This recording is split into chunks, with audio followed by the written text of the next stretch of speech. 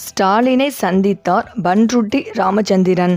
விஜய் த்ரிஷா சர்ச்சையால் விபரீதம். அதாவது, தமிழக அரசியலில் நீண்ட கால அனுபவம் கொண்ட சாணக்கியர் என அழைக்கப்படும் பண்ருட்டி ராமச்சந்திரன், எம்ஜிஆர் அண்ணா திராவிட முன்னேற்றக் கழகம் என்ற பெயரில் புதிய கட்சியை தொடங்கியுள்ளார். தவேக விஜய் கட்சியின் அரசியல் ஆலோசகராக இல்லாமல் 85 வயதில் எதற்காக பண்ருட்டியார் தனி கட்சி துவக்க வேண்டும்? விஷயம் இல்லாமல் இருக்குமா?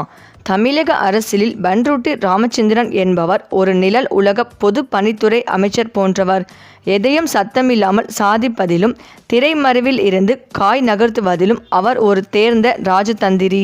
ஜெயலலிதாவின் மறைவுக்கு பிறகு அதிமுக தத்தளித்த போது ஓபிஎஸ் மற்றும் சசிகலா என இருவருமே அவருடைய ஆலோசனைகளுக்காக காத்திருந்தது அவரது அரசியல் ஆளுமைக்கான சான்று. குறிப்பாக அதிமுகவின் பிளவுபட்ட சூழலில் பன்னீர்செல்வம் தன்னை அரசியலில் ஒரு முக்கியமான சக்தியாக நிலைநிறுத்தி கொண்டதற்கு பின்னால் இருந்த மூளை பண்ருட்டியாருடையதுதான். ஆனால் ஒரு கட்டத்திற்கு மேல் தனது அறிவுரைகள் அங்கு எடுபடாது என்பதை அவர் உணர்ந்தார். 2024 மக்களவைத் தேர்தலில் ஓபிஎஸ் பாஜக தலைமையிலான என்டிஏ கூட்டணியில் இணைந்த விதம் பண்ருட்டியாருக்கு உடன்பாடற்ற ஒன்றாக அமைந்தது. இந்த முடிவின் மூலம் ஓபிஎஸ் தனது தனித்துவமான அரசியல் அடையாளத்தை தொலைத்து விட்டதாக அவர் வெளிப்படையாகவே கருதினார்.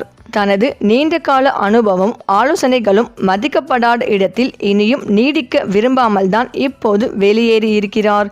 அந்த உறவை துண்டித்தும் கொண்டுள்ளார். புதிய கட்சியையும் இன்று அறிவித்துள்ளார். புதிய கட்சி தொடங்குவது என்பது வெறும் அரசியல் ஆசை மட்டுமல்ல, அது ஒரு மிக தெளிவான கணக்கு போடப்பட்ட வியூகமாகும். பண்ருட்டியார் 85 வயதை கடந்தவர். எம்ஜிஆர் காலத்து மூத்த அமைச்சர். அவர் நேரடியாக தவேகவில் இணைந்தால் கட்சி உறுப்பினர் என்ற அடையாளத்தையே பெறுவார். ஆனால் சொந்தமாக கட்சி ஆரம்பித்து விஜயுடன் கூட்டணி வைக்கும்போது அவர் ஒரு கூட்டணி தலைவர் என்ற அந்தஸ்தை பெறுகிறார். இது விஜயுடன் சரிசமமாக அமர்ந்து பேசவும் ஆலோசனை வழங்கவும் அவருக்கு வழிவகுக்கும்.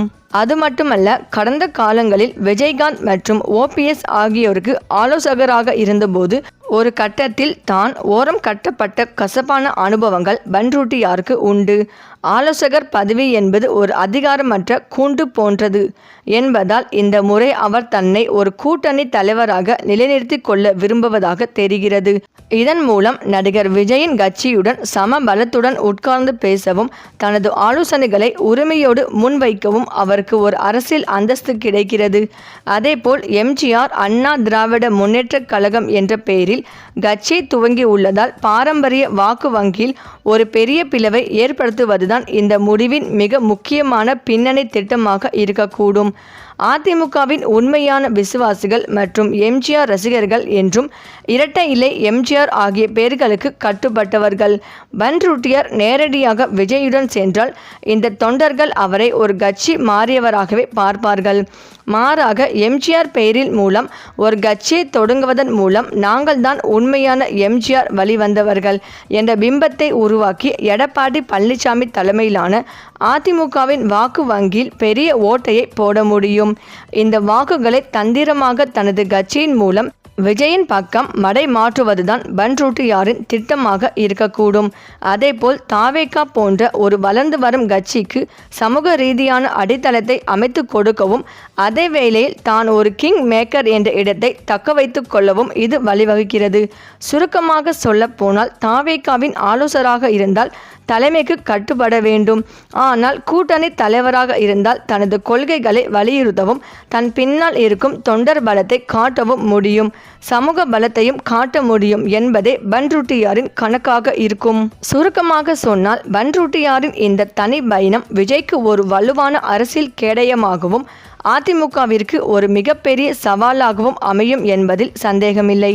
இந்த வயதில் அவர் எடுக்கும் இந்த அதிரடி முடிவு தமிழகத்தின் அடுத்த சட்டமன்ற தேர்தலில் ஒரு மிகப்பெரிய திருப்பு முனையை ஏற்படுத்த வாய்ப்புள்ளது.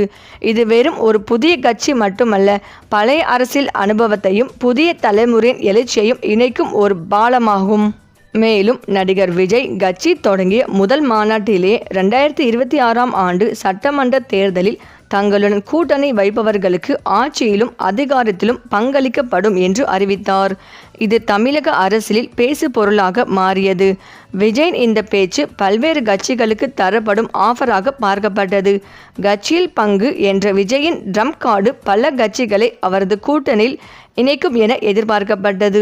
ஆனால் இன்று வரை எந்த கட்சியும் விஜயுடன் கூட்டணி சேரவில்லை. தற்போது தாவேகா தனித்து விடப்பட்டுள்ளது.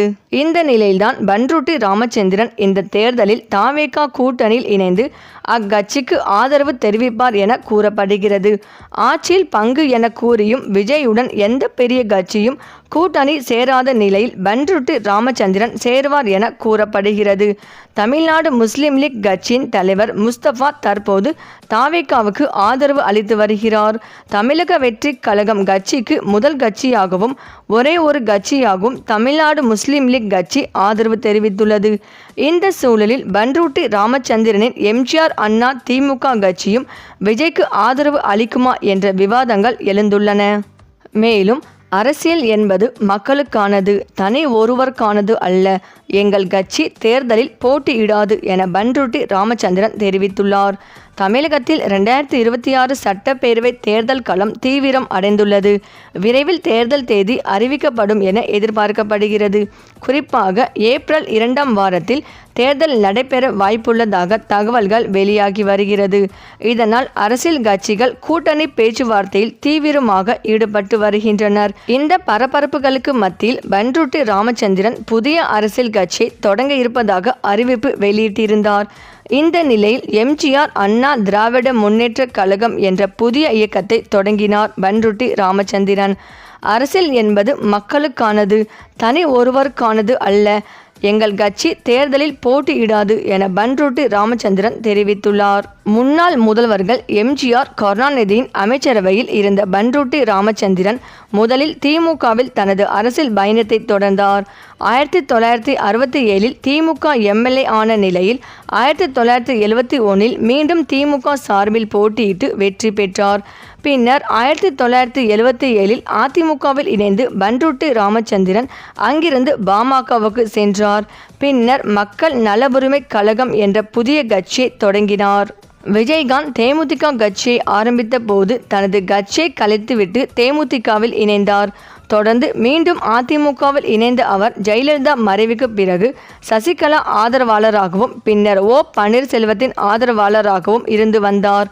ஓ பன்னீர்செல்வம் தலைமையிலான அதிமுக தொண்டர்கள் உரிமை மீட்பு குழுவின் ஆலோசகராக செயல்பட்டார் பண்ருட்டி ராமச்சந்திரன். அறிஞர் அண்ணா என்னை அரசியலுக்கு அழைத்தார். எம்ஜிஆர் என்னை அரசியலில் வளர்த்தார். அவர்கள் கற்றுத்தந்த பாடங்கள் அடிப்படையில் எல்லோரும் இன்புற்று வாழ்வதற்கு ஏற்ற ஒரு சூழ்நிலையை உருவாக்கவும் வேண்டிய வரலாற்று கட்டாயம் இன்று ஏற்பட்டிருக்கிறது. அந்த கடமையை செய்வதற்குத்தான் அரசியலே தவிர வேறு இல்லை. தேர்தலில் நின்று வெற்றி பெற்று ஆட்சியை பிடிப்பது என்னுடைய நோக்கம் அல்ல. இந்த இயக்கம் தேர்தலில் ஈடுபடாது. இந்த இயக்கம் நல்ல சமுதாயத்தை உருவாக்க ஒரு அரசியல் நெடும் பயணத்தை தமிழ்நாட்டு மக்களுக்கு தரும். எம்ஜிஆர் அண்ணா திராவிட முன்னேற்ற கழகம் என்ற இயக்கத்தை தொடங்குகிறேன் என தெரிவித்துள்ளார் பண்ருட்டி ராமச்சந்திரன். இந்த நிலையில்தான் இவர் தற்போது தாவேகாவில் இணைந்ததில் இருந்து இதுவரை யாரும் மதிக்கவில்லை என்றும் சொல்லப்படுகிறது. இதனால் மன உளைச்சலுக்கு ஆளான பண்ருட்டி ராமச்சந்திரன் தற்போது திமுகவில் இணைய உள்ளதாகவும் தகவல்கள் வெளியாகியுள்ளன என அரசியல் விமர்சகர்கள் கூறுகின்றனர். சரி, இந்த வீடியோ பற்றிய உங்கள் கருத்துக்களை கமெண்ட்ல சொல்லுங்க. மேலும் இந்த வீடியோ உங்களுக்கு பிடித்திருந்தால் லைக் பண்ணுங்க, ஷேர் பண்ணுங்க, மறக்காம நம்ம சேனலை சப்ஸ்கிரைப் பண்ணிக்கோங்க. தேங்க்ஸ் ஃபார் வாட்சிங்.